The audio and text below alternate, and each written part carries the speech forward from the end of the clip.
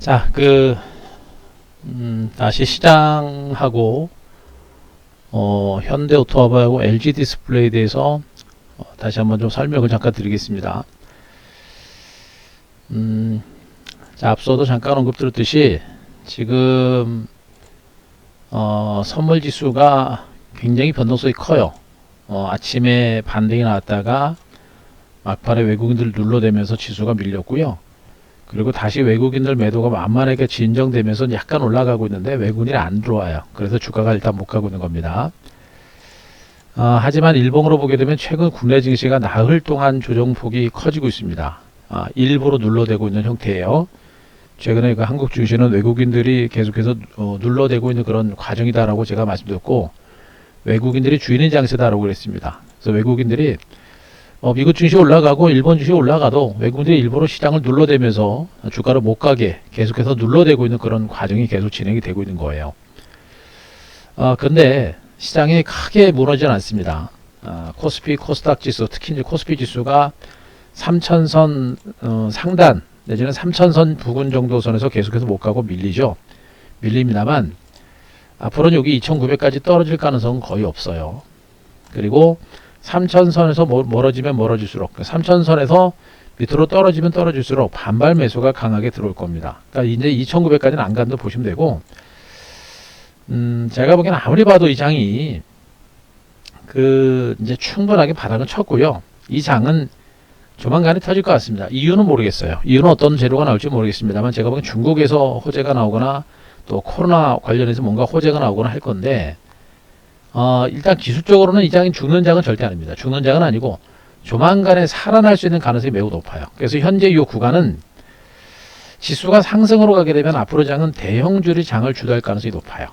그래서 대형주를 중심으로 시간이 걸리더라도 이제 포트를 중심으로 매집을 좀 단행하는 게 맞겠고, 아무리 봐도 장이 죽을 가능성은 높지 않고요. 이 장은 살아날 가능성이 높습니다. 그 시점이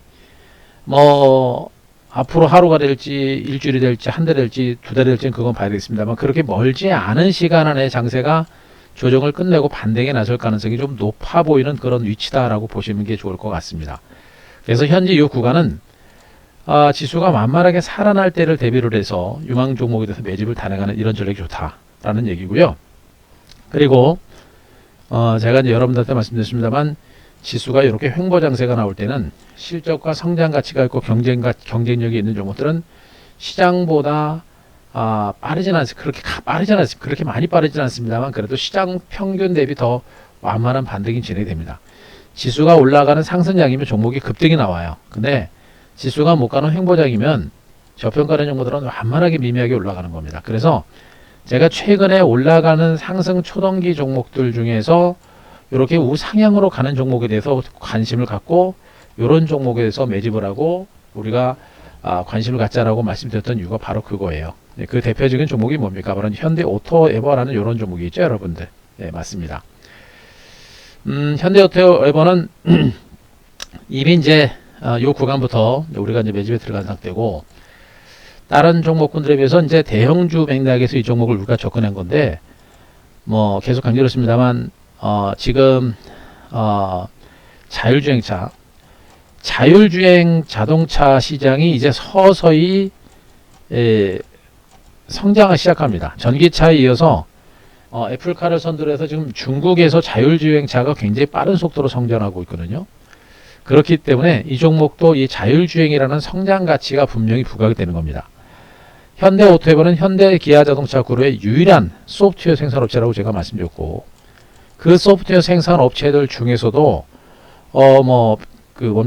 자율주행 부분에서 그 성장 가치가 굉장히 커요. 물론 기본적으로 내비게이션이라든가 이런 내비게이션은 우리나라뿐만 아니라 세계적인 내비게이션 제작을 하고 있는 그런 상태지만, 그것보다도 자율주행 시장에서의 성장 가치라고 하는 부분이 굉장히 많이 강력하게 부각이 되는 종목이니까, 그러니까 우리나라 유일의 이런 자율주행 관련 실질적인 수혜주다라고 제가 여러분께 말씀드리고 있는 겁니다. 더군다나 말씀드렸죠. 지수가 횡보하는 장세에서 미미하게 움직이는 종목이 시장의 대장이 될 가능성이 있다라는 얘기가 됐듯이, 지금 현대오토에버 같은 종목은 그런 대장주 역할을 하고 있는 그런 가능성이 높아요.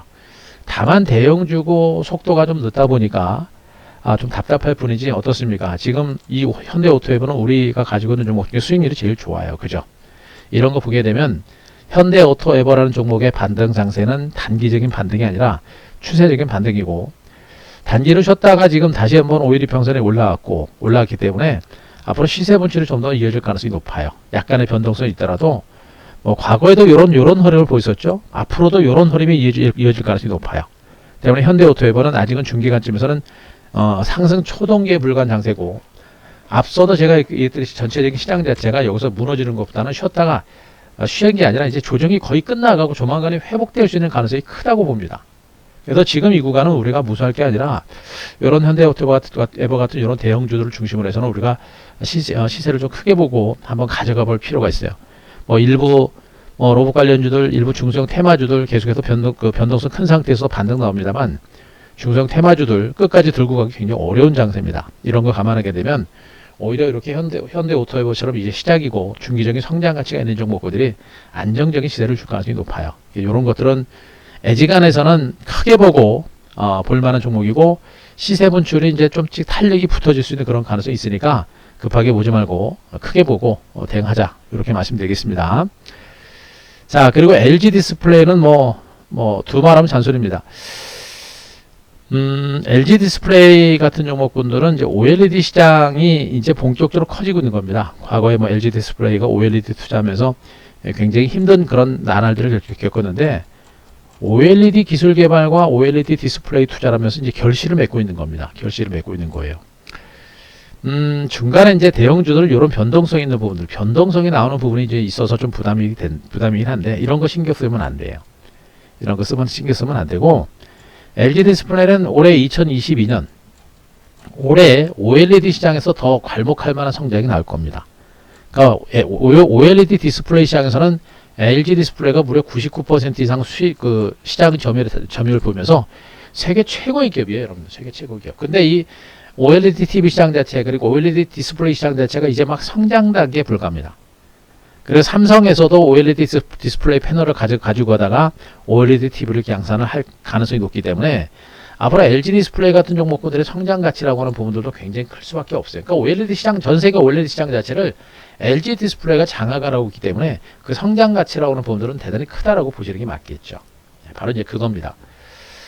그래서 주가가 좀 올라서 가서 약간 이번에도 올라서 약간 출렁거릴 수 있는데, 거래량 자체가 많지 않기 때문에 그냥 올라갈 수도 있어요. 올라갈 수도 있고, 갔다가 또 잠깐 출렁거리더라도 출렁거리면서도 중장기적인 반등에 나설 가능성이 높습니다. 그러니까 이런 종목군들이 올해 1년을 중시로 본다라고 한다면 충분한 어떤 승산을 보일 수 있는 그런 가능성이 매우 높은 종목으로 보시면 되겠죠.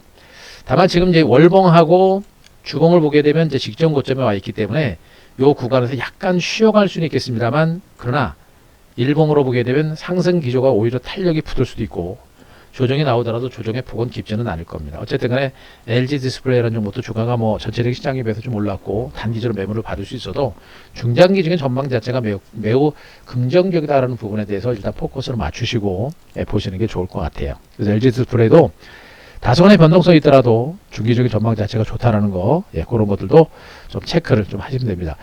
이 LG 디스플레이 함께 같이 이제 주목하고 있는 게 이제 OLED 관련주죠. 중소형주들 ICD도 있고 AP 시스템도 있는데, 오늘 이제 우리가 DMS라는 종목을 우리가 이제 들어간 이유가 바로 그겁니다. OLED 시장 자체가 이제 본격적으로 커지면서 이런 중소형 OLED 관련주가 부각될 가능성이 높아요. 물론 아직은 OLED 관련주들 중에서 DMS 같은 이런 중소형주가 탄력이 곧바로 이어질지는 좀 봐야 됩니다.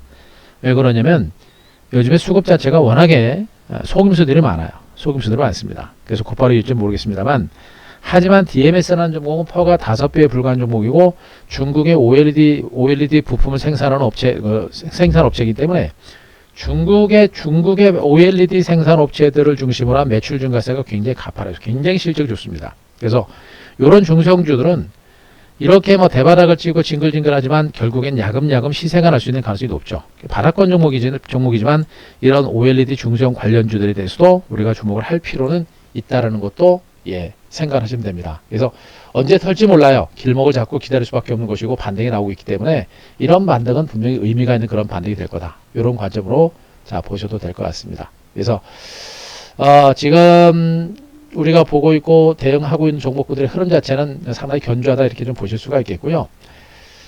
철강주 중에 이제 동부제철, 동국제강 같은 이런 철강주들이 있는데, 자, 이 철강주 오늘 동부제철 주가 흐름 너무 좋죠. 너무나 긴 시간 동안 조정을 받았고 바닥을 찍고 올라오고 있는데, 차트 패턴 상으로 봤을 때는 뭐 동부제철, 동국제강, 그 다음에 현대제철, 세아베스트, 포스코 강판 이런 그 철강주들은 기술적으로 이제 완전하게 대바닥은 친 것으로 저는 판단합니다.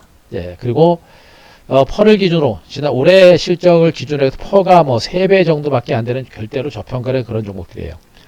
자, 그랬던 철강주들이 차트 모양새는 주가가 이제 우상향으로 올라가려고 하는 그런 모습들을 보여주고 있는데, 과연 이게 갈 수 있을 것인가? 일단은요, 주가라는 건 그래요. 미래 가치를 선반영을 합니다. 일단 동부제철은 작년이죠. 2021년 실적 호전을 바탕으로 주가가 저렇게 많이 올라간 겁니다. 동부제철, 그 다음에 동국제강도 이렇게, 그리고 현대제철도 이렇게 엄청나게 많이 오른 겁니다. 작년에 그렇게 많이 오른 거예요. 저렇게 많이 올라간 것은 역시 실적 호전을 바탕으로 올라간 거죠. 올라간 겁니다. 그 실적 호전이 주가에 다 반영이 된 거예요. 그리고 나서 최근에 지수가 조정을 받으면서 조정을 받으면서 저점을 찍은 상태고, 업황이 좋아지긴 했는데 더 좋아지진 않을 거다라는 우려감들 때문에 밀린 겁니다. 근데 실질적으로 제품가라든가 제품가 뭐 철강 가격이라든가 이런 게 더 많이 떨어지지 않고 있고, 올해 철광석 가격이 떨어지면서 실적은 엄청나게 좋아진 겁니다. 역사적인 저평가예요. 퍼가 3배 정도밖에 안 되기 때문에. 자, 이렇게 저평가됐다고 주가가 올라가는 게 아니고요. 성장성이라는 재료가 다시 부각이 되어야 돼요.